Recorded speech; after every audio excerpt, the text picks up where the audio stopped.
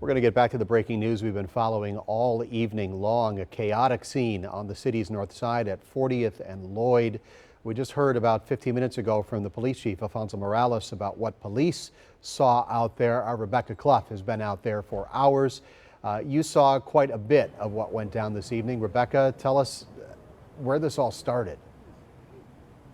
Yes, Steve, the city's Office of Violence Prevention believes this all links back to two missing girls, which you heard Chief Alfonso Morales talk about tonight. And earlier this evening, it exploded at 40th and Lloyd for the people there who say, some say, they feel like crime in their community isn't taken seriously. A chaotic evening on Milwaukee's north side. The street filled with people chanting about a problem house in their neighborhood. A block away, officers stood by in riot gear.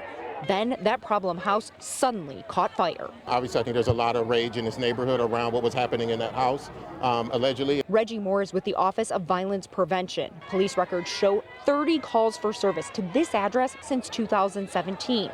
Earlier today, a relative of two missing girls was in this neighborhood doing her own search for the children, and she went by that house. All afternoon, other parents with missing children showed up to tell their stories. Shamika Jones says her 14-year-old went missing last year and she had to search for her without help from police. Didn't nobody help me. I went by myself on my own. Then I brought the police in. That frustration appeared to run through the crowd. Some focused on the house, some at police. It boiled over just after 5 and people started throwing Molotov cocktails at the home.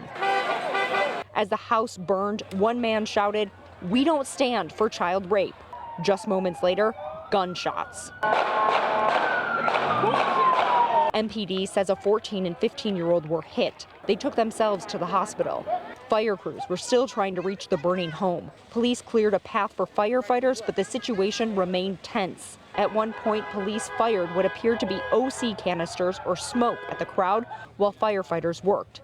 But still, no clear answers on why. At the end of the day, we want our children and our families to be safe. And so, it's our hope that we get to the bottom of what was going on there. Now, police did say they found one of the missing girls elsewhere in the city. They are still searching for the missing 15-year-old. Reporting live in Milwaukee, Rebecca Clough, TMJ4 News. Thanks for your work tonight, Rebecca.